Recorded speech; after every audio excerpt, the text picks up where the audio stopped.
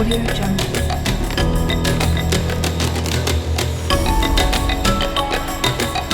Audio Jungle.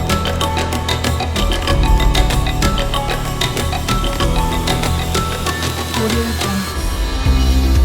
Oh, honte Ban Ki-moon. Oh, honte Sarkozy. Oh, honte Obama. Et un peu dire, oh, honte Alassane Ouattara. On la surnomme la Dame de Fer. En 2010, aux côtés de son mari Laurent, elle a joué un rôle déterminant dans l'issue de la crise politique. Après son incarcération et son retour dans la vie politique ivoirienne, sa parole est rare et ses gestes scrutés à la loupe. À 75 ans, Simone Eyive Gbagbo n'a rien perdu de sa vigueur, encore moins de sa pugnacité. C'est avec elle que l'équipe de Rendez-vous avec l'Afrique a rendez-vous ce jour dans la capitale ivoirienne Abidjan. Au cœur de la rencontre, plusieurs sujets d'actualité. Aujourd'hui, quels sont ses rapports avec son ex-époux Laurent ? Quelles sont ses ambitions au moment où les déclarations de candidature se précisent par dizaines ? Bienvenue à ce numéro exceptionnel de Rendez-vous avec l'Afrique, votre plateforme interactive et engageante pour découvrir et discuter avec les grandes personnalités africaines dont l'impact dépasse les frontières de leur pays d'origine. Madame Babou, bonsoir. Bonsoir. Merci beaucoup d'avoir accepté. On sait qu'un emploi du temps chargé vous attend, mais vous avez accepté de recevoir Vox Africa et de permettre aux Africains d'en savoir davantage sur vous, sur vos luttes. Pour commencer cette émission, nous faisons un portrait de l'invité. Mais ce portrait n'est pas fait par un journaliste, il est fait par les Africains. Okay. Nous avons baladé notre micro dans plusieurs pays africains et je vous propose tout de suite de voir ce que les Africains pensent de vous.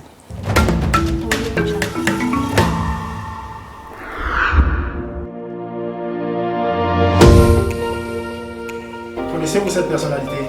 Madame Simone Gbagbo. Madame Simone Gbagbo. Madame Simone Gbagbo. Simone Gbagbo. Ah, c'est Madame Simone Gbagbo. C'est bien elle? Oui, c'est bien elle, c'est bien elle. C'est Madame Simone Gbagbo de la Côte d'Ivoire. Il s'agit bien de Simone Yvette Gbagbo, l'ex-première dame, ancienne vice-présidente de l'Assemblée nationale ivoirienne. Ah, une femme courageuse, une femme pleine d'énergie, une femme qui aime profondément son pays. Très grande dame, femme politique ivoirienne. C'est une femme brave, c'est une femme qui sait où elle va, c'est une femme qui ne recule devant rien. C'est une dame de fer, elle n'abandonne pas, elle sait ce qu'elle veut, elle tombe et elle se relève. C'est une femme forte. Je pense qu'elle continue même ses combats. Cette fois-là, le combat de tous les Ivoiriens.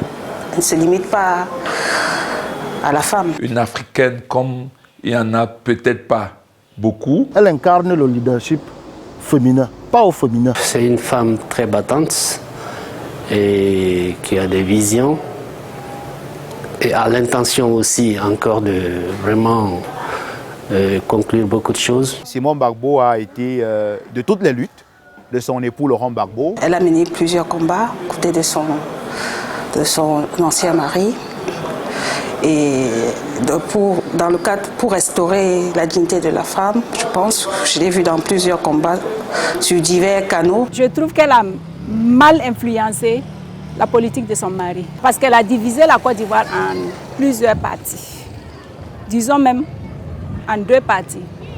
Il y a les étrangers et les autochtones. Entre 2000 et 2011, on lui prête même le statut de vice-présidente. C'est une femme qui a un caractère très fort. Mais j'ai le sentiment qu'elle n'a pas été très bien comprise ou qu'elle a été incomprise. Elle est même candidate à la prochaine élection présidentielle en Côte d'Ivoire. Elle doit apprendre à aller se reposer. C'est pas la peine qu'elle continue. Parce que si moi j'étais vraiment en Côte d'Ivoire, je ne la voterais pas. C'est l'un des combats que nous menons en Afrique, celui-là qui consiste justement à dire aux aînés, vous avez combattu le bon combat. Le divorce est désormais consommé. Laurent Gbagbo a demandé le divorce et puis elle a décidé d'aller s'engager dans un autre parti politique où elle est d'ailleurs, au regard des dernières informations, candidate à la présidentielle en Côte d'Ivoire l'année prochaine. C'est maintenant Simone Gbagbo qui est présidente Non, dans un pays comme la Côte d'Ivoire, je crois qu'il mérite mieux. Elle ne fera pas une bonne présidence pour le pays. Mais elle est quand même un carburant, une essence, une source d'inspiration pour beaucoup de jeunes femmes politiques africaines. C'est une référence en matière de politique féminine sur le plan africain. Simone également fait partie de ces femmes-là qui ont écrit l'histoire de l'Afrique. Comme c'est quelqu'un qui aime profondément l'Afrique, c'est quelqu'un qui ne lâchera rien et qui va continuer à travailler pour une meilleure Afrique. Coupé.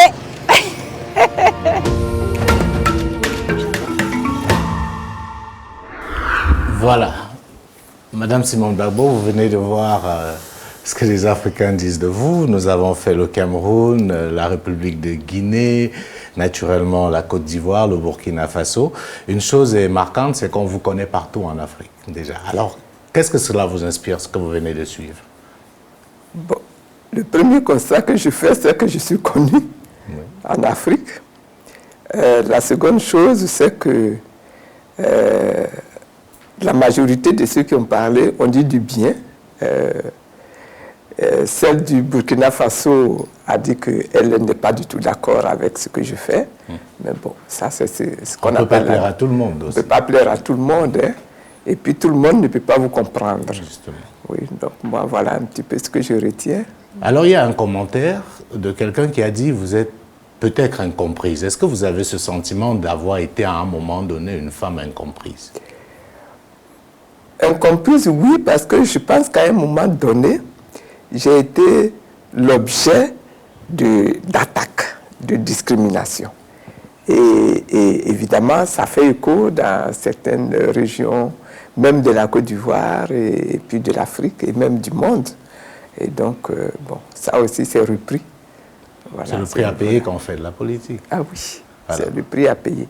Si vous permettez, je veux au début de cette émission qu'on fasse un peu d'histoire. Parce que pour une fois qu'on vous a, il y a des zones d'ombre qu'on aimerait pouvoir éclaircir avec vous, clairement. Je vous écoute. Qu'est-ce qui, selon vous, marque la véritable rupture politique entre vous et l'ex-président Laurent Gbagbo? Parce qu'on entend beaucoup de choses, mais on a du mal à cerner ce qui s'est réellement passé. Ben là, vous me posez une question difficile. Elle n'est pas difficile. Il y a à un moment donné une rupture que je pourrais qualifier même d'idéologie. Je ne sais pas s'il y a une rupture idéologique. Je pense que dans la gestion des vies, il y a des moments où vous êtes d'accord, et puis il y a des moments où vous n'êtes plus d'accord, et puis que ça provoque de la distance. Mais je ne crois pas que la rupture soit d'ordre idéologique. Non. Voilà. Non. Alors moi qui suis un peu la politique ivoirienne, Madame Simone Gbagbo, je dois dire que les conflits de position à l'intérieur de votre mouvement à l'époque ne datent pas d'aujourd'hui. Peut-être aujourd'hui c'est à l'ère publique, mais on sait déjà qu'à l'intérieur, vous n'étiez pas d'accord et vous l'avez fait savoir sur un certain nombre de choses. Oui, ben, j'estime que c'est normal ça. Quand vous êtes ensemble dans une organisation politique, il y a des choses sur lesquelles vous êtes d'accord, il y a des choses sur lesquelles vous n'êtes pas d'accord. Et quand vous n'êtes pas d'accord, il est bon de le dire. C'est qu'on fait la critique interne. Voilà. Alors, à ce moment-là, si on revient sur le passé, selon vous, quelle est la plus grosse erreur qu'a commise Laurent Gbagbo? Je pense que dans ce problème que nous avons connu en Côte d'Ivoire, le président Gbagbo a été acculé par la communauté internationale à aller à des élections, alors que la situation ne se prêtait pas à des élections. Mais il a été vraiment acculé, non seulement à aller à des élections, mais à accepter Alassane Ouattara comme candidat à ces élections-là. Et je dois dire que le président Gbagbo a été tellement désireux de réussir à réunifier le pays, à sortir de la guerre dans son pays, que finalement il a cédé pour pouvoir mettre fin à cette division qu'il y avait dans le pays. Et bon. Est-ce qu'il a trop cédé selon vous? Je pense oui. Je pense oui. Qu'à la fin, Il a cédé, mais est-ce qu'il pouvait faire autrement que de céder? Je n'en sais rien. Sachez pas, vous étiez de l'intérieur. Je ne dirigeais pas le pays. Moi, on je disait que vous étiez une dame. femme très influente, Madame Simone Gbagbo. Vous l'avez suivi dans l'élément. Les gens disaient même que vous étiez carrément la vice-présidente. Ben, justement, ça, c'est ce que j'appelle les attaques et les accusations venant de structures étrangères qui auraient souhaité que je sois moins présente. Mais bon, ça c'est mon caractère, je suis présente et puis j'estime qu'il y a des combats à mener, il ne faut pas se mettre aux abonnés absents quand il y a des combats à mener. Alors qu'est-ce que vous répondez à ceux qui pensent que la plus grosse erreur de Laurent Gbagbo à ce moment-là, c'est d'avoir cru à la France, notamment aux dirigeants français? Je leur dirais que la France n'est pas bonne conseillère en Afrique. Ni aujourd'hui, ni hier. Voilà ce que je dirais. Alors, je voulais qu'on fasse ce petit point d'histoire parce que c'est une histoire qui n'est pas terminée, Madame Simone Gbagbo. Aujourd'hui, vous êtes libre, vous êtes candidat à l'élection présidentielle. Laurent Gbagbo est rentré en Côte d'Ivoire, Charles Blé Goudé aussi. Est-ce qu'on peut penser, avec tous ces éléments que je viens de citer, que la Côte d'Ivoire est réconciliée? Réconciliée? Oui. Mais la Côte d'Ivoire est très loin d'être réconciliée. C'est un des défis que nous avons aujourd'hui à surmonter et à affronter, c'est la réconciliation de la Côte d'Ivoire. Mais ce retour de Laurent Gbagbo, Charles Blé Goudé, vous-même, vos libérations, j'ai envie de dire vos réinjections dans le jeu politique, est-ce que ce n'est pas des actes qui peuvent être considérés comme des actes ayant matérialisé, ne serait-ce qu'un début concret de réconciliation? J'ai salué ma sortie de prison.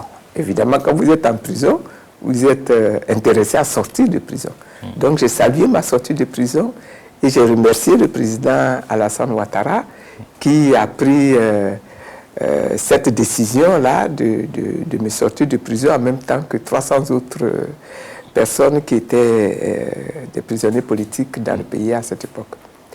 J'ai salué le retour du président Gbagbo et j'ai salué le retour du Blé Goudé. Je considère que ce sont des actes de justice.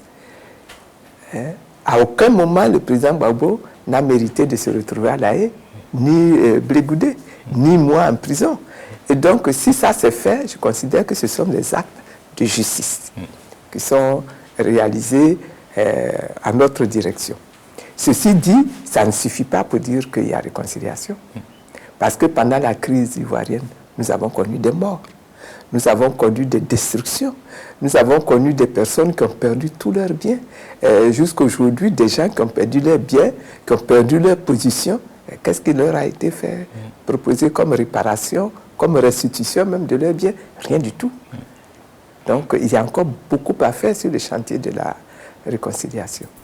Alors, qu'est-ce qu'il faut faire concrètement, selon vous, pour définitivement réconcilier les Ivoiriens? Parce que malheureusement, on est en train d'aller à 2025, c'est une nouvelle élection. Qui dit élection, malheureusement, en Afrique, dit souvent source de tension. C'est sûr. Est-ce qu'il n'y a pas à craindre, Madame Gbagbo, pour la Côte d'Ivoire en 2025? Ce n'est pas l'absence de réconciliation qui risque de créer un problème pour les élections-ci. La réconciliation, c'est tout un processus, toute une série d'actes qu'il faut poser. Dans ce pays, nous avons eu des victimes. Il faut les reconnaître. Ces victimes-là, ce ne sont pas seulement des personnalités politiques. Il y a également dans la population des villages qui ont été détruits, des gens qui se sont retrouvés chassés de leur maison, des gens dont les plantations leur ont été arrachées. Il faut s'asseoir, il faut régler cela, il faut réparer, il faut restituer les biens. Donc ce n'est pas des élections qui règlent ces problèmes. Mais à quoi a servi le ministère de la Réconciliation depuis sa création? Alassane Ouattara avait eu un ministère de la Réconciliation. Selon vous, il n'a servi à rien finalement. Parce que quand je vous écoute, on est très loin d'avoir... Ils ont produit des documents. Oui. Mais les documents n'ont jamais même été officialisés, mis à la disposition des uns des autres et mis en application. En tout cas, il n'y a rien eu. Est-ce que c'est pas, je reviens sur ma question, est-ce que ce n'est pas un gros risque d'aller à une nouvelle élection sans avoir réglé le problème de cette élection qui date, mais qui n'est pas totalement soldée. Est-ce que ce n'est pas un risque qu'on recourt, puisqu'on sait le niveau de tension et de passion qui anime généralement les élections? Alors, je reprends en disant, ce qui va faire la tension des élections, c'est autre chose. Ce n'est pas la réconciliation qui va faire la tension aux élections. Ce qui va faire la tension pour ces élections-ci, c'est que le cadre même des élections, le système électoral qui est mis en place, il n'est pas adéquat. Il n'est pas accepté, il n'a pas provoqué la confiance des Ivoiriens. C'est ça qui est le vrai problème. Nous avons une CEI qui est censée être une structure autonome, indépendante et qui ne l'est pas. Et donc déjà, ça crée de la méfiance. Nous avons une liste électorale que l'opposition demande d'aller visiter de près, de manière à ce que cette liste électorale-là soit revisitée, vidée de tous ceux qui n'ont pas droit à participer à des élections et qui sont sur les listes, enrichie de tous ceux qui ont droit à participer à ces élections et qui ne sont pas sur les listes. Mais nous venons de faire une révision des listes électorales. Nous avons annoncé 4,5 millions de personnes qui devaient être inscrites comme nouveaux électeurs sur la liste. Ils n'ont pu saisir que 1,5 million de personnes. Dans les pipes, il y en a beaucoup d'autres qui veulent être sur la liste électorale, mais qui n'ont pas pu l'être. Ce sont ces tensions-là qui risquent de créer des difficultés. Quand vous regardez un petit peu le système, la machine qui est mise en place, au centre, n'est-ce pas, au niveau national, vous avez ce qu'on appelle la CEI nationale. Dans cette CEI nationale-là, vous avez des représentants de partis politiques et la majorité dedans, c'est des gens qui sont RHDP ou pro-RHDP. Cela crée déjà un déséquilibre et ça crée déjà la méfiance. Nous avons proposé, nous, en tant que parti politique dans l'opposition, que dans cette CEI-là, nous puissions vider tous ceux qui sont représentants de partis politiques. Pour que définitivement, nous n'ayons plus de partis politiques à l'intérieur de la CEI. Nous avons donc demandé pour ça que l'on organise un véritable dialogue politique pour discuter de cette question avec ceux qui sont au gouvernement, mais nous n'avons pas encore été entendus jusqu'à présent. Mais qu'est-ce qui peut être fait, Mme Gbagbo? On a vu récemment que vous vous êtes réunis, certains partis de l'opposition, avec le PDCI-ADA, le projet de Charles Blé Goudé. Mais qu'est-ce que vous pouvez faire à moins un an de l'élection? Est-ce qu'il y a encore quelque chose qui est réellement faisable? Déjà pouvoir, avec ceux du gouvernement, s'asseoir. Au moins s'asseoir. Ça peut se faire, ça. Que l'on s'asseye et que l'on discute de ces différentes questions-là. Mais visiblement, le gouvernement n'en veut pas. Le gouvernement n'en veut pas. Il n'en veut pas. Ben, s'il n'en veut pas, qu'est-ce qu'on va avoir comme conséquence? On va avoir comme conséquence des élections qui vont se dérouler dans un climat de méfiance. Et c'est le climat de méfiance qui crée les tensions. Qui va créer de nouvelles tensions. Alors, comme je vous ai dit, dans le cadre de cette émission, je ne suis pas le seul à vous poser des questions. J'ai des confrères qui vont vous poser des questions, donc je vais à présent vous donner la question de l'un de nos confrères.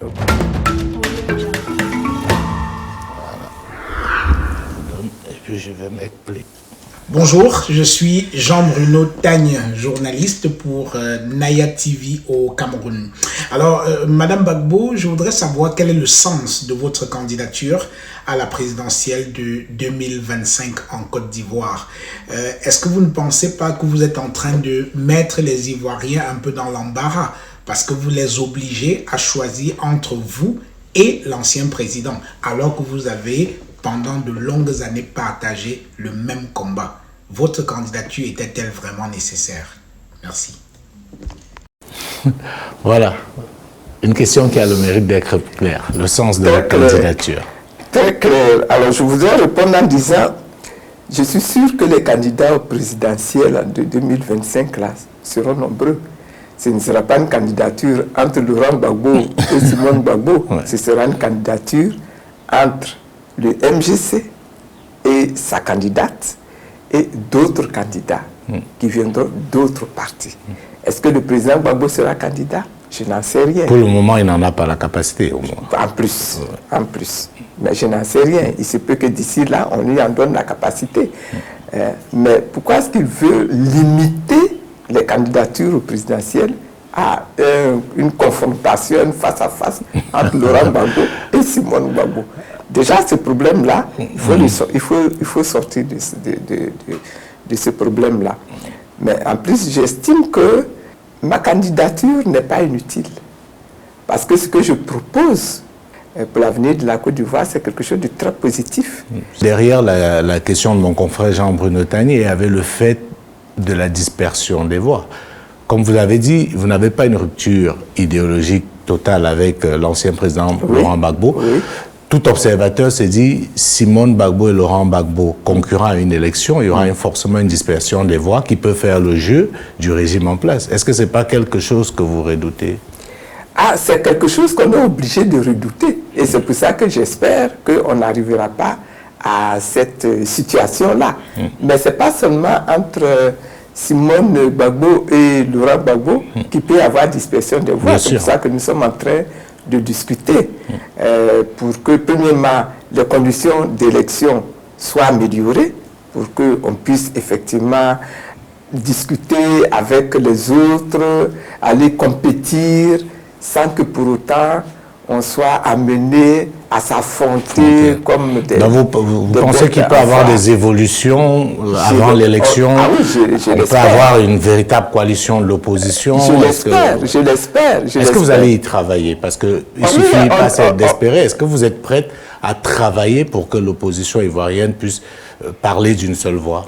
Mais déjà, on a déjà commencé ce débat-là.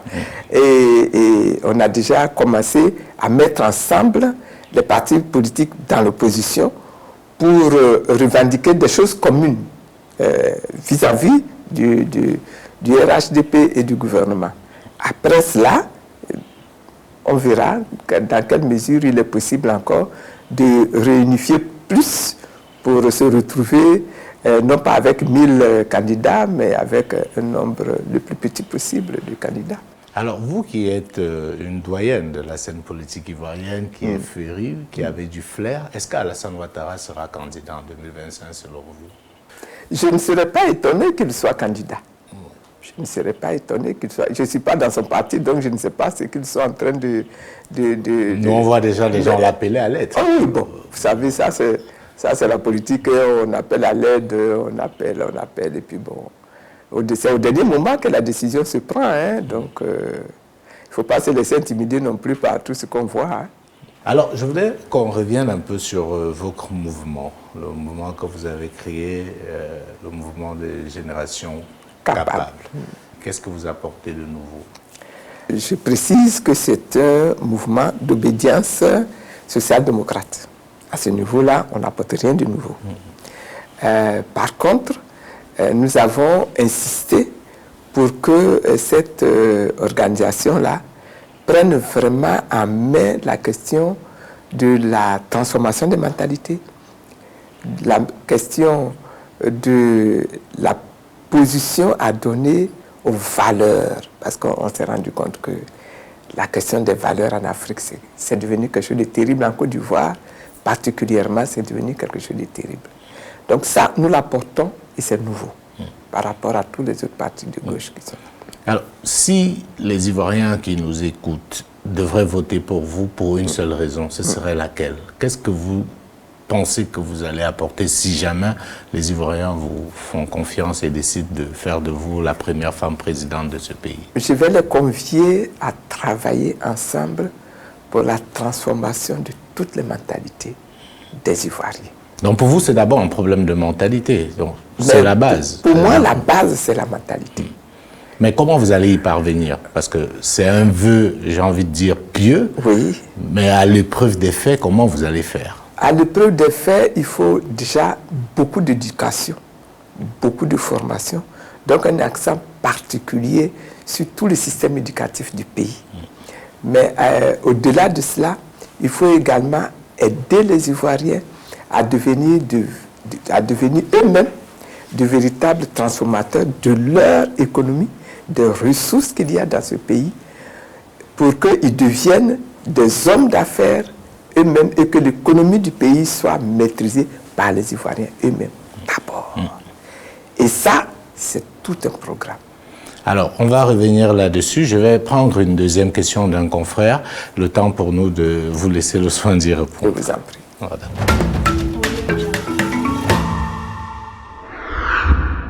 Madame Simone Yves Gbagbo, est-ce que quand vous regardez votre carrière avec le recul, vous avez l'impression d'avoir été une des victimes historiques du sexisme en politique sur le continent africain? Est-ce qu'il y a des parallèles logiques à établir entre votre destinée politique et celle de Winnie Mandela quand on considère les vilainies, les souffrances et les croche-pieds que vous deux avez pu endurer de la part de vos adversaires, de vos ennemis politiques, mais également de vos amis, de vos alliés politiques? Et dans votre cas, on pense naturellement aujourd'hui à votre désormais ex-mari, Laurent Gbagbo.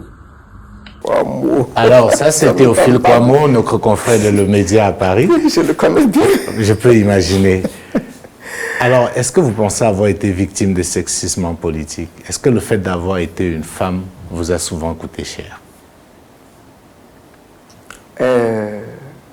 Souvent, je ne sais pas. Mais ce qui est sûr, c'est que je pense que dans tout ce que j'ai subi comme attaque, comme agression, il y a également le sexisme. Je donne un exemple. En 1992, on a été arrêté au cours d'une marche qu'on avait organisée. C'était le FPI à l'époque. Au cours d'une marche qu'on avait organisée. Et la marche a été dispersée, mais vraiment dans la violence totale. Et moi, je suis tombé entre les mains des militaires qui m'ont conduit dans un des camps, dans leur camp militaire. Et j'ai été battu jusqu'à ce que je m'évanouisse sous les coups des matraques. Mais ce que ces policiers, ces militaires me lançaient au visage, c'est que je suis une femme et que ma place est à la cuisine et à torcher les bébés. Et qu'est-ce que je fais sur les routes? À les emmerder, à semer la pagaille, etc. Et là, c'était la femme qui était agressée, qui était non seulement visée, mais qui était agressée, frappée, parce que bon, une femme n'a rien à faire en politique, selon certains. Voilà, selon certains. Est-ce que vous acceptez? Et j'ai été tellement battu que j'ai failli perdre la vie ce jour. Voilà. Alors, est-ce que vous acceptez le parallèle que Théophile Kouamouo fait entre vous et Winnie Mandela, qui est aussi une femme au charisme certain, qui a été de toutes les luttes, mais qui a subi aussi pas mal d'injustices, pas mal d'agressivité liée à ses positions et à ses combats? Est-ce que vous acceptez ce parallèle? Je pense que Winnie également a été maltraité à tort. Ça, je le pense. Je le pense. Donc, quand il fait ce parallélisme, je le comprends. Parce qu'il connaît un petit peu mon histoire. Bien sûr. Voilà, donc je le comprends. J'estime que souvent, une femme qui a vraiment de la personnalité, elle peut déranger. Elle peut déranger. Vous reconnaissez avoir de la personnalité? Oui, j'en ai un petit peu. Alors, je vais vous entretenir sur un terrain qui n'est pas simple, qui n'est pas un terrain sur lequel vous serez peut-être à l'aise, mais pour nous, c'est important parce que, comme vous avez vu au début de l'émission, vous appartenez à l'Afrique. Et vous avez vu que quel que soit le pays de l'Afrique, les gens vous connaissent et il y a beaucoup d'attentes vis-à-vis de vous.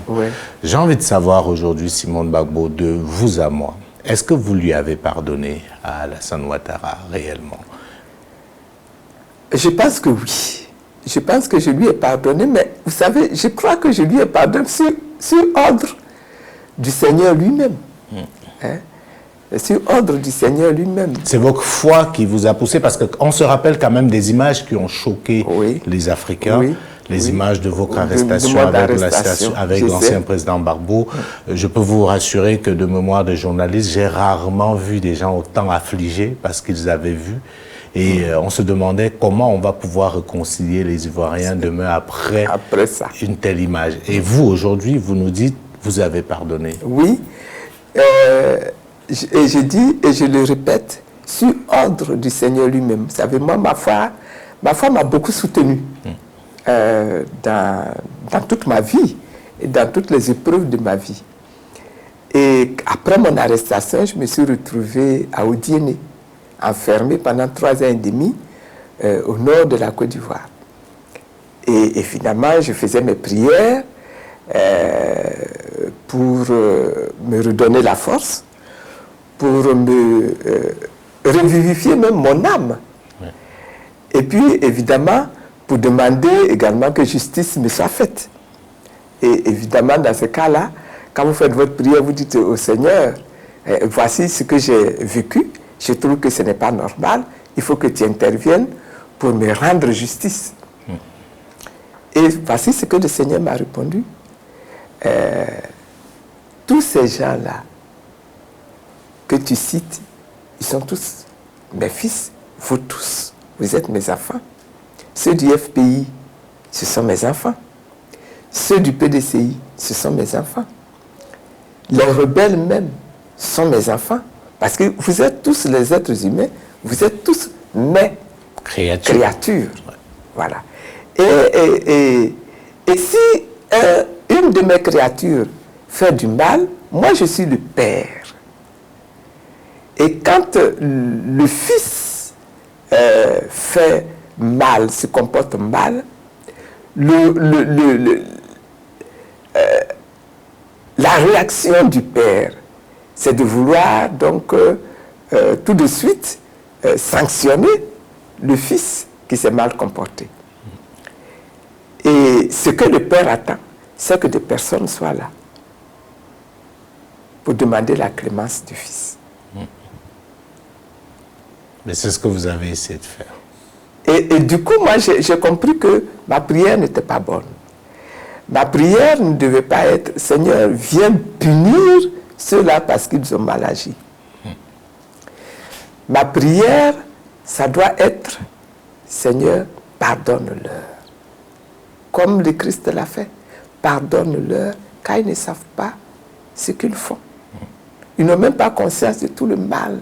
Mais est-ce qu'on peut dire qu'ils n'ont pas conscience? Parce que je veux dire, c'est peut-être la chrétienne ou la croyante qui parle. Oui. Est-ce que quand on pose des actes aussi graves que ceux qui ont été posés par la rébellion, est-ce qu'on peut dire qu'ils ne savent pas ce qu'ils font? Non, ils savent. Mais en même temps, par rapport à tout ce que Dieu veut pour l'humanité, je considère que ce sont des gens qui ne savent pas.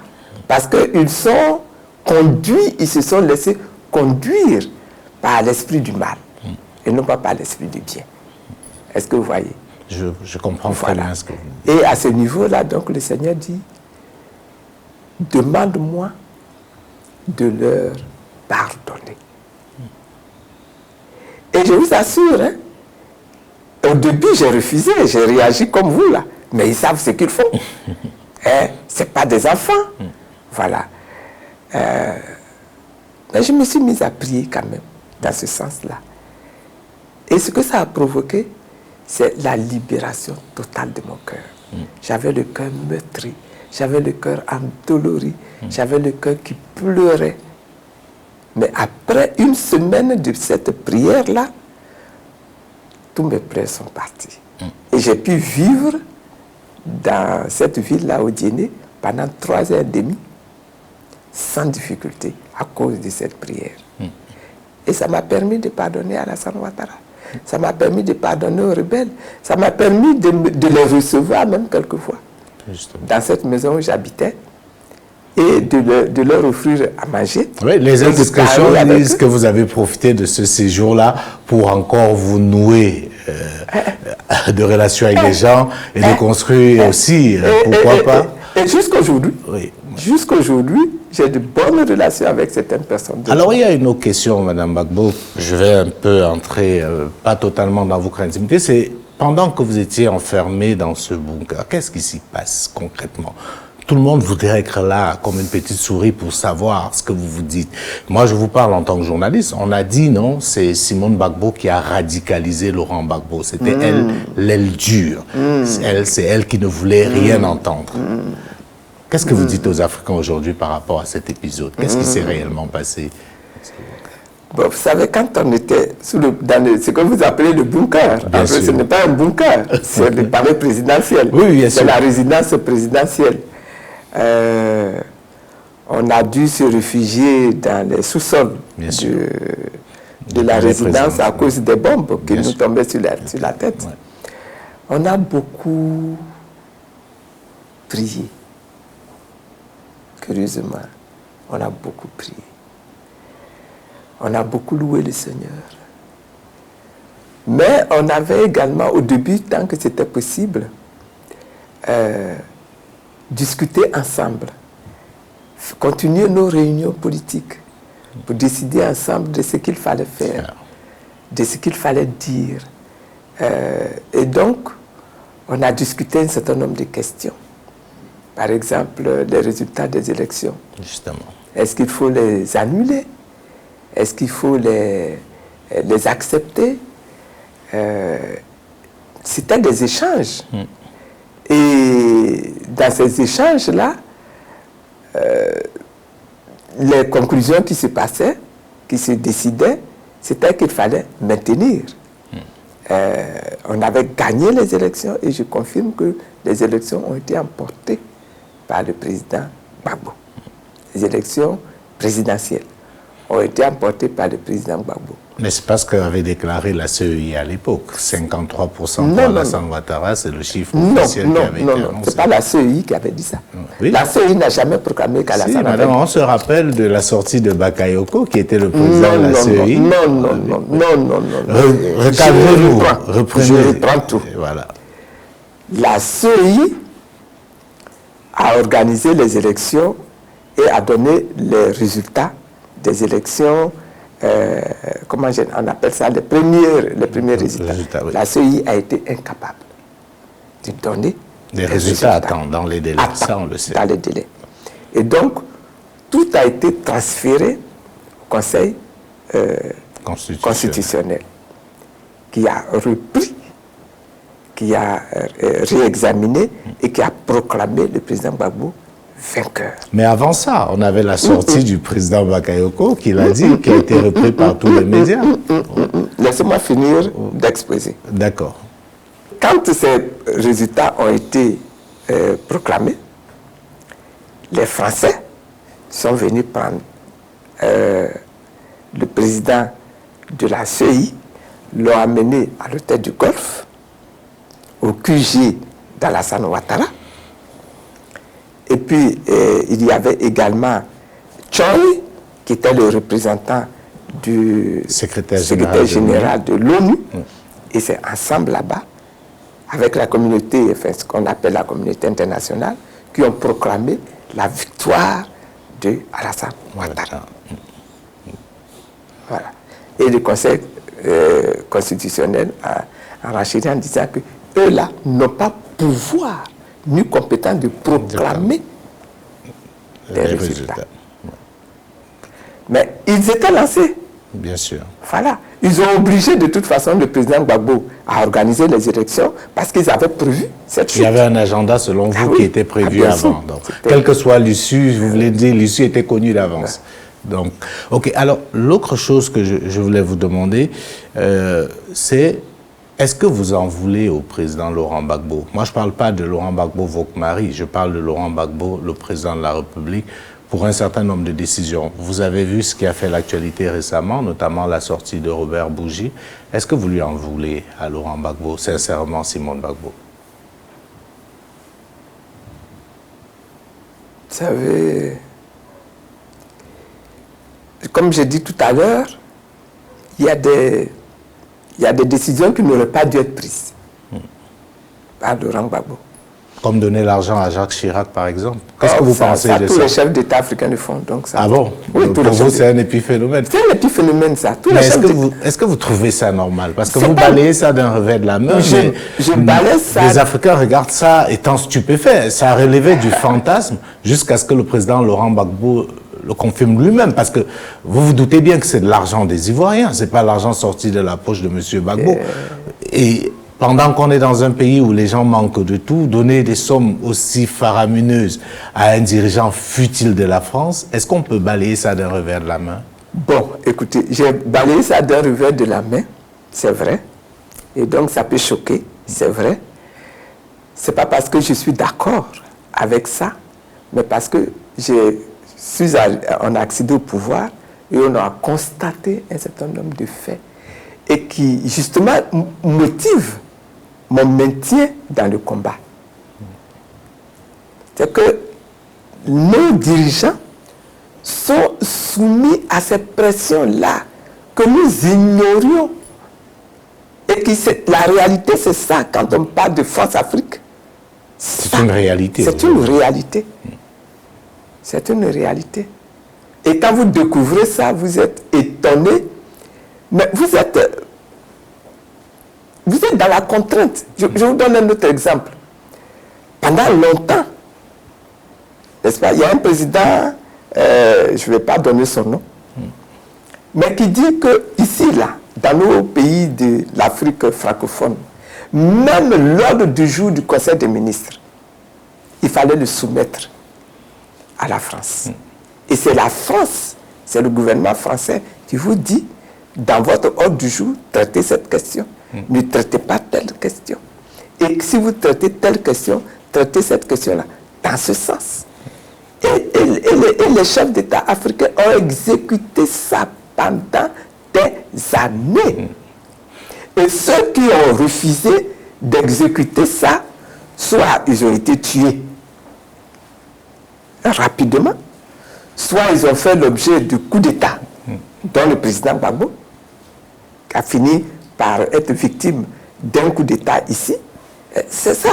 C'est une réalité contre laquelle aujourd'hui il faut se battre, il faut continuer de se battre. Mais en attendant de gagner cette victoire-là, il y a des choses que les chefs d'État africains ont été obligés de faire. Voilà. Parce que ce qui a beaucoup dérangé, parce que moi, quand j'ai discuté avec certains Africains, c'est que, vous savez, Laurent Gbagbo était justement celui qui était présenté comme l'incarnation de l'anti-France-Afrique. Oui. On savait qu'il se battait contre la France et que toutes ces misères venaient justement de ce combat-là. Donc, vous comprenez qu'il y a comme un paradoxe quand on se rend compte que c'est le Gbagbo anti-France-Afrique qui se retrouve à donner des milliards à Jean Chirac. Ça a brouillé un peu, à mon sens. Je comprends ça, je comprends ces réactions. Donc les gens ont eu le sentiment d'un double discours. Un discours populiste en public et en réalité, on continue avec les mallettes en dessous de table. Oui, ça, je comprends tout ça. Ouais. Et je comprends et je pense que c'est assez normal que des gens réagissent comme ça. Mais quelquefois, vous cédez à ça pour avoir, comme si vous lâchez du lest, pour pouvoir vous focaliser sur quelque chose que vous considérez comme plus essentiel. C'est ça. Voilà. Alors aujourd'hui, est-ce que vous vous parlez encore, Laurent Gbagbo et vous? La dernière fois que vous vous êtes parlé, c'est quand? La dernière fois qu'on s'est parlé, il y a peut-être 2 ans, je ne sais plus tout. À son retour, oui, on s'est parlé 2 fois à son retour, c'est tout. Mais vous serez obligés de vous parler, Simone et Laurent Gbagbo, politiquement. Oui. Parce que vous êtes aujourd'hui dans l'opposition. Oui. À un moment donné, est-ce que vous êtes prêt à échanger sur le plan politique avec Laurent Gbagbo pour voir ce qu'il y a lieu de faire? Est-ce que c'est quelque chose que vous serez prêt à accepter? Oui, pourquoi pas? Pourquoi pas? Pour l'instant, on a parlé avec ses représentants, mais lui-même, pourquoi pas, hein?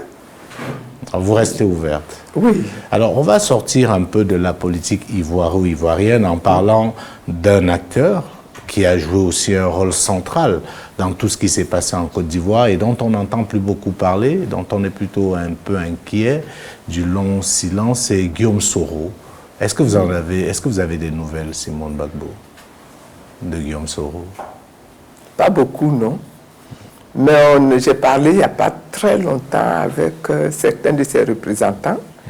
À un moment donné, quand on a constitué le groupement politique, ces représentants sont venus, ont voulu être de ce groupement-là, et donc ça nous a donné l'occasion d'échanger avec eux sur un certain nombre de questions. Oui, parce qu'aujourd'hui, qu'il se retrouve aussi du côté de l'opposition, la question que les gens se posent, parce que Guillaume Soro reste aussi un acteur majeur de la scène politique ivoirienne, même s'il est aujourd'hui contraint à l'exil.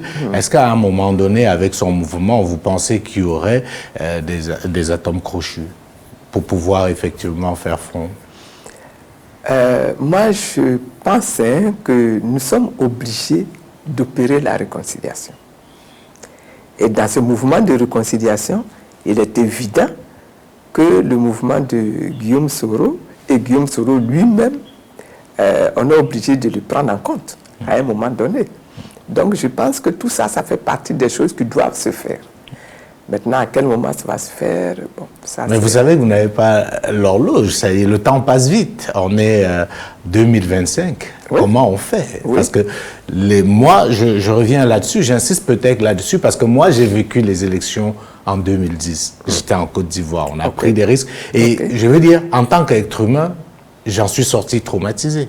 J'imagine. J'ai comme l'impression qu'on est en train de vouloir refaire la même erreur. On est en train d'aller à une élection là à la fin de cette année 2025, mais avec un pays qui bout encore un peu en dessous, avec effectivement un processus électoral qui est très loin de faire le consensus. C'est vrai qu'il n'y a plus de rébellion, donc peut-être que ça pourrait jouer, mais que savons-nous réellement de ce que cela peut amener? Est-ce qu'il ne faut pas aller vite vers quelque chose de beaucoup plus consensuel pour protéger les Ivoiriens, Madame Gbagbo? Parce que comme vous le savez, en fin de compte, comme j'aime souvent le dire, Laurent Gbagbo est là, vous êtes là, Guillaume Soro est là, Alassane Ouattara est là et les autres, mais il y a eu des milliers d'Ivoiriens qui ont perdu de la vie. Je suis d'accord. Parce qu'ils y croyaient. Je suis d'accord avec vous. Et quand vous dites qu'il faut aller vite, je vais dire que ce rythme-là ne dépend pas de nous. Ça dépend du pouvoir. Parce que nous avons déjà travaillé. Toute l'opposition, là, nous avons déjà travaillé. Tout ce que nous avons à proposer, nous l'avons déjà mis par écrit. Vous voyez? Et donc, ce n'est pas au niveau de l'opposition que le problème se pose. Et quand je dis opposition, c'est vraiment toute l'opposition. Le PDCI d'un côté, qui représente la droite. Les partis du centre sont venus travailler avec nous. Les partis de gauche ont travaillé avec nous. Et quand je dis de gauche, je parle surtout du PPACI. Bien sûr. Je parle du FPI et je parle du MGC. Nous avons travaillé ensemble. La documentation qui est faite là, elle est consensuelle. Ce qui reste, ce qui manque, c'est que le gouvernement, parce que c'est lui qui peut convoquer une telle assemblée, c'est que le gouvernement convoque cette assemblée. Pour avoir un vrai dialogue national, pour avoir un processus électoral consensuel. Et je pense que si le dialogue a lieu, même maintenant, même en janvier, même en février, si le dialogue a lieu et que l'on s'assoit effectivement, que l'on s'entend sur un certain nombre d'éléments et qu'ensemble on arrête tout le processus électoral, je pense que on pourra avoir des élections apaisées. Oui. Et il y aura des problèmes qui ne seront pas réglés. Par exemple, la réconciliation, ce sont des choses qui vont se régler sur un terme beaucoup plus long que les élections. Alors, Madame Gbagbo, on va sortir de la Côte d'Ivoire pour parler maintenant de l'Afrique, parce que vous êtes reconnue comme étant une grande panafricaine. Vous l'avez suivi dans les reportages. Et pour faire cette transition, je vais vous laisser répondre à la question d'un confrère qui est au Burkina Faso. Oula. Voilà. Bonjour, Madame Simone Yves Gbagbo, je suis Geoffroy Va de la télévision True TV. Je viens avec une question à deux volets. L'on connaît ce qu'a été votre combat, surtout aux environs des années 2010, sur certaines questions de souveraineté, comme la présence de bases étrangères, notamment françaises, sur les sols africains, le débat sur la monnaie, l'affranchissement de certains carcans. Aujourd'hui, ce sont des combats menés et assumés par les pays de l'AES, l'Alliance pour les États du Sahel. Certains dans la course à la présidentielle ivoirienne comme vous, Laurent Gbagbo pour ne pas le citer, a dit rêver d'un élargissement de l'Alliance, l'AES, à la Côte d'Ivoire. Cet élargissement pour la candidate à la présidentielle que vous êtes est-il envisageable, ou quel type de relation justement avec ces pays engagés dans cette lutte pour la souveraineté quand on connaît les tensions d'aujourd'hui avec le pouvoir d'Abidjan? Voilà, Madame Babou, je vous laisse répondre. Question très claire. Voilà. Vous savez, bien avant que l'AES se soit trouvé dans l'obligation de se créer, de se réformer comme nous le connaissons aujourd'hui, déjà, à l'époque, on était encore dans le FPI, et nous estimions qu'il est extrêmement important de construire ensemble la sous-région. Et dans cette construction de la sous-région ouest-africaine, il y avait un certain nombre de points que nous devions prendre en considération fortement. L'intégration économique de cette zone-là. Et quand je dis l'intégration économique, je parle de la possibilité pour cette Afrique-là de bâtir ensemble son économie, n'est-ce pas, et de maîtriser son économie. Et j'insiste beaucoup sur ce point-là. Notre économie, dans notre région, dans notre pays, doit être quelque chose de vraiment maîtrisé par nous-mêmes, les Ivoiriens, les Africains, nous-mêmes d'abord. Et puis, nous estimons également qu'il y a un combat commun que nous devons mener. C'est de nous libérer de tout ce qui se présente à l'extérieur comme puissance non africaine, mais qui a la volonté de nous maintenir dans une espèce de néocolonisation où nous ne maîtrisons rien, ni notre culture, ni notre art, ni notre politique, ni notre sécurité, nous ne maîtrisons rien.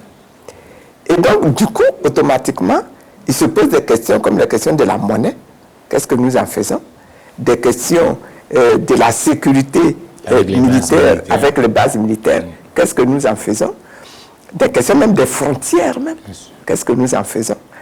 Et nous, ce que nous avons arrêté là, avec le MJC, c'est qu'il est important que nous travaillions à notre souveraineté.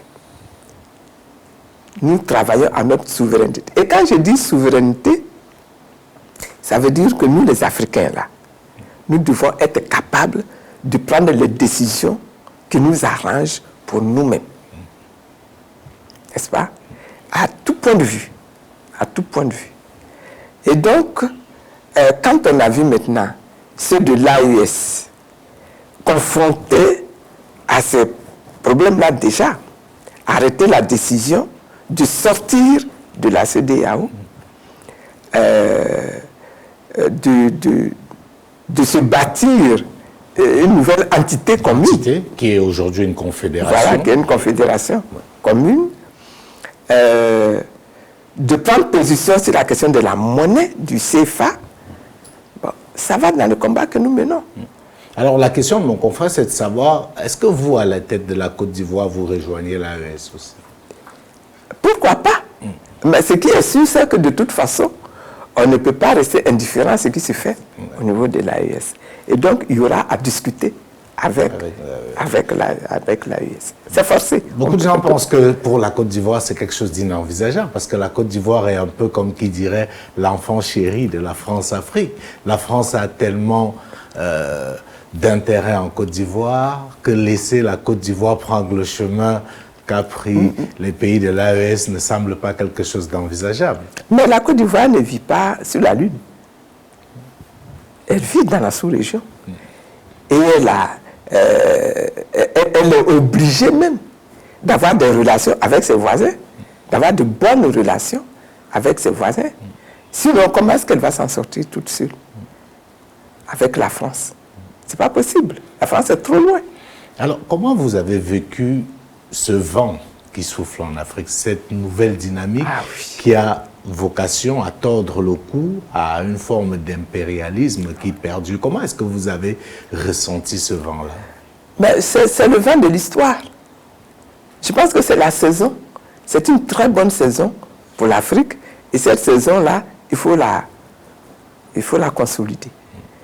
Il est obligatoire aujourd'hui que l'Afrique sorte de la France-Afrique. C'est obligatoire que l'Afrique sorte de la France-Afrique.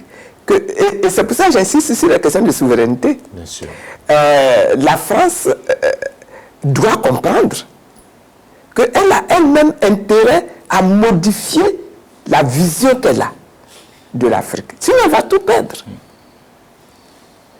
Elle a intérêt à modifier, à transformer sa vision des anciennes colonies qu'elle a eues. Mais est-ce qu'elle en est capable, Madame Simone Gbagbo? La France est une puissance sans su, ça ne date pas d'aujourd'hui. Est-ce que la France peut vivre indépendamment de l'impérialisme? La France d'aujourd'hui, là, ne peut pas.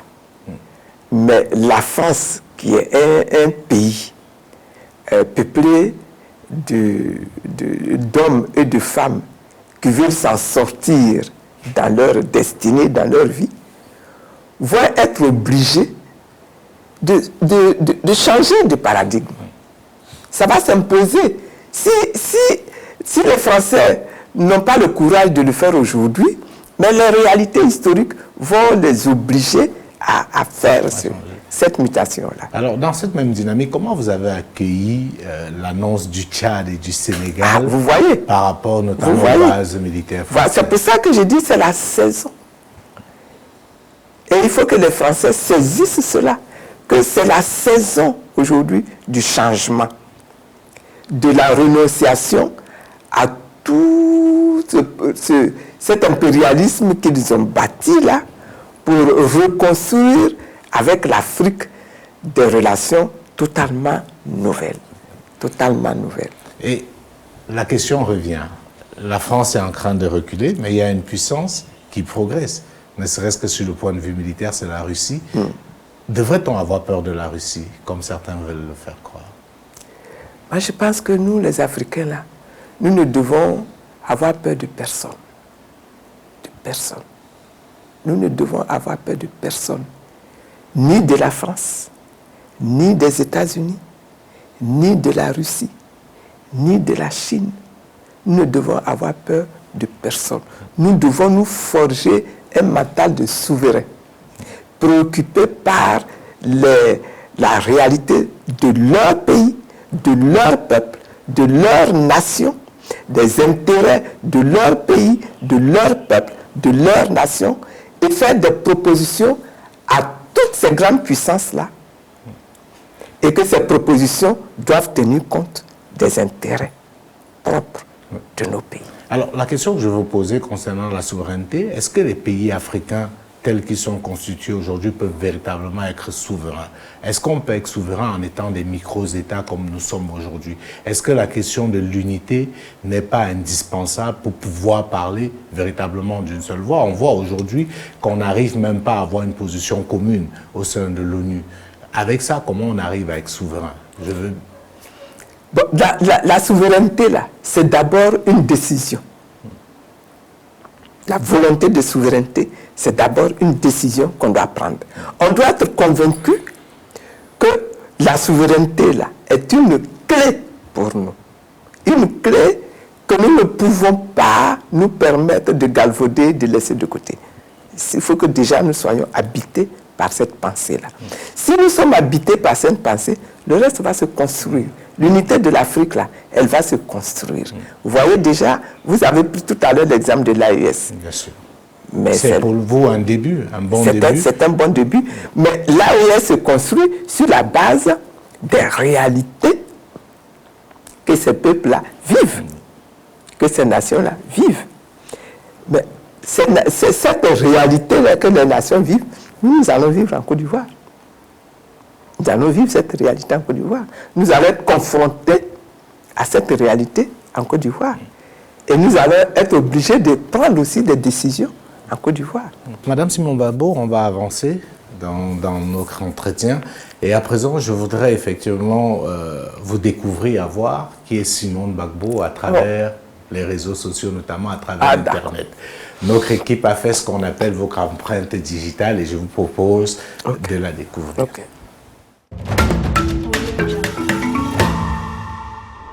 Dans l'univers du digital, il y a les influenceurs et les influencés. Quelle est la présence de notre invité du jour dans les réseaux sociaux? Nous allons le savoir en passant au scanner la vie digitale de la syndicaliste, ancienne première dame et femme politique ivoirienne Simone Eyivé Gbagbo. D'abord, sa réputation numérique. Tapez Simone Eyivé Gbagbo sur un moteur de recherche et vous tombez instantanément sur une palette de résultats par le biais d'articles mis en ligne, essentiellement par les médias, allant de son portrait à son actualité. L'image qui est renvoyée d'elle sur le web est celle d'une personnalité politique impactée par les médias qui partagent leurs opinions, comme ici avec le magazine Jeune Afrique. La présidente du MGC peaufine la stratégie de son nouveau parti politique. Elle a laissé sa réputation de dame de fer et a beaucoup échangé avec des personnalités politiques de tous bords. TV5 Monde qui annonce solennellement que l'ex-première dame qui a annoncé sa candidature à la présidentielle de 2025 dit vouloir bâtir une nouvelle Côte d'Ivoire. Sur TikTok,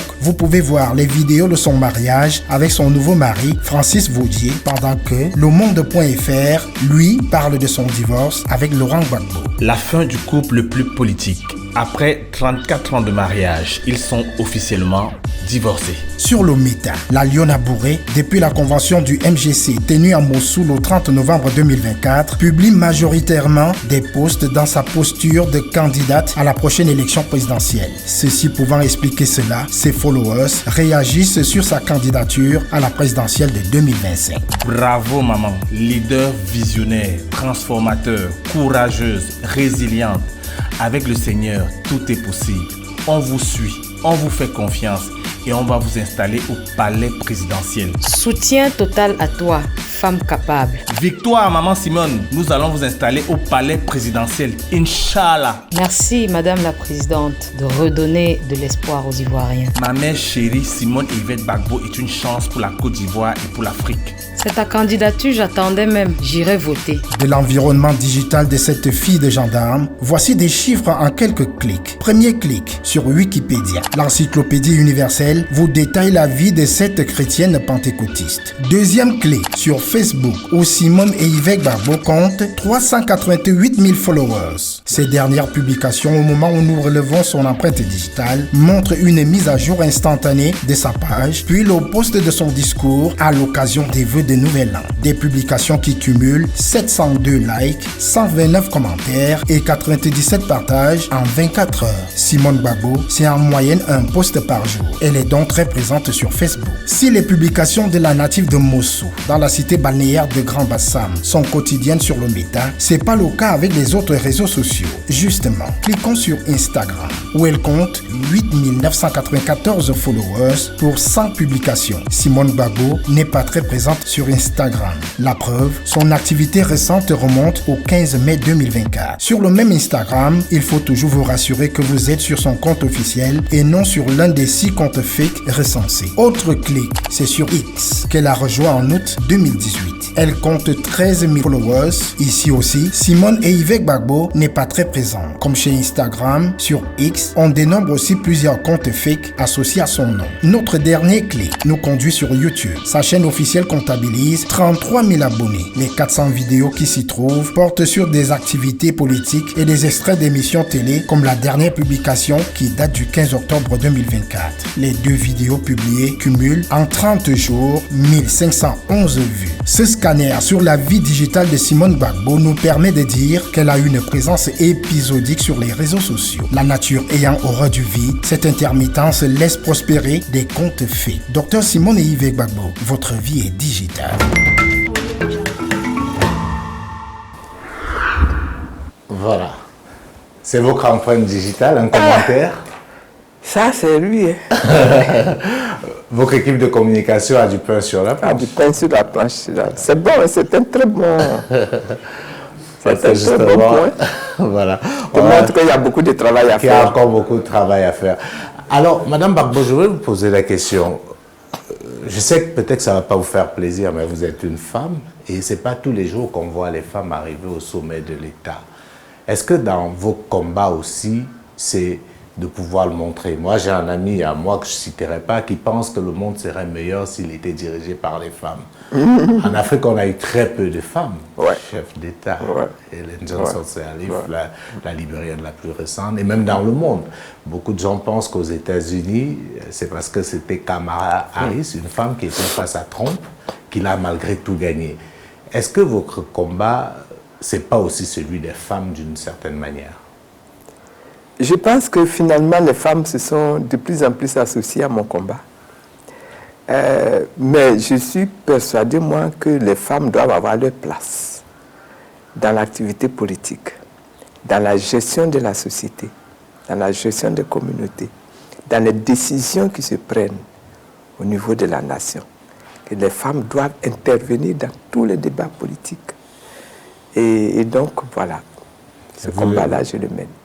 D'accord. Alors, j'ai envie de dire, vous avez aujourd'hui, je ne sais pas combien d'années, parce que ça fait longtemps, vous n'avez fait que le combat en réalité. Est-ce qu'il ne vous arrive pas parfois d'être fatigué, de vous dire, j'en peux plus, surtout quand vous voyez ce que vous recevez comme coup, comme feu? Est-ce que vous n'avez pas eu, à un moment donné, envie d'abandonner, d'arrêter, d'aller vous reposer et d'être loin de tout ça? Oui, bon.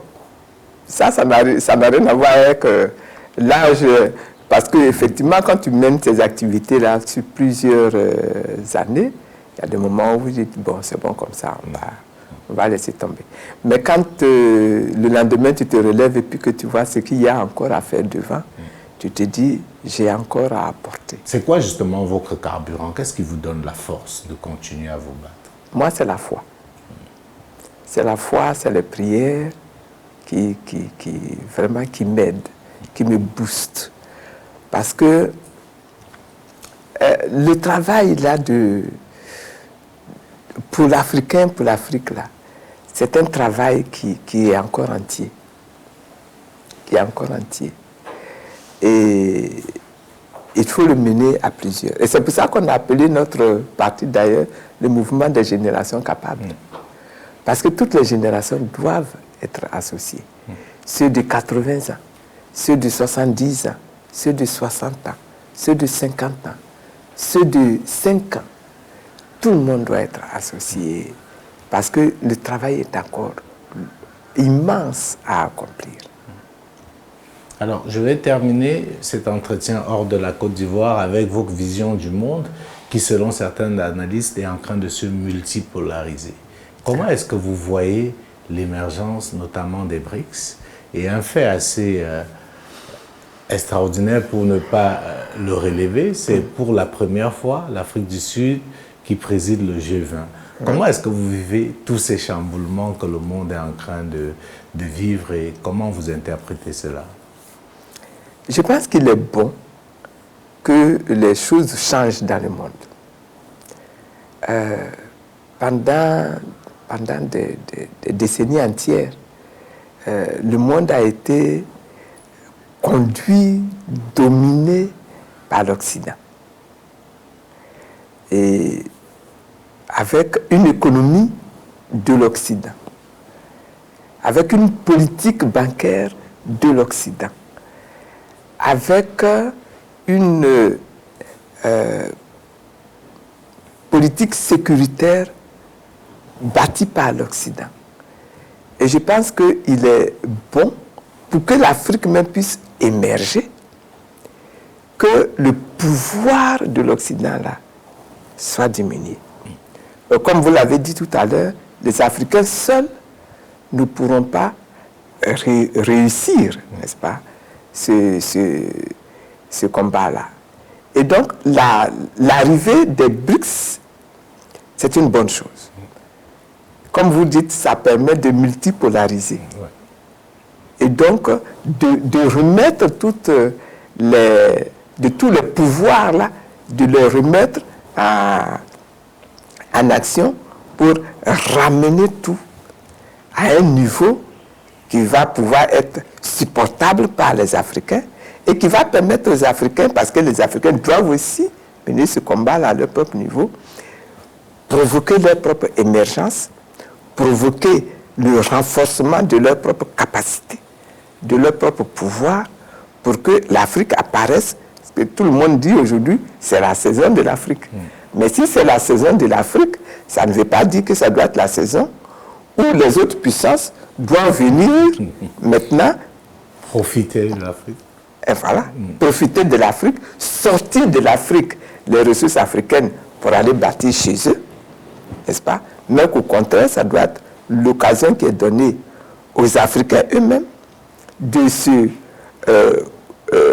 défier à un être capable de produire de la puissance, d'être capable de produire de la force pour être au niveau des autres, pour parler au même niveau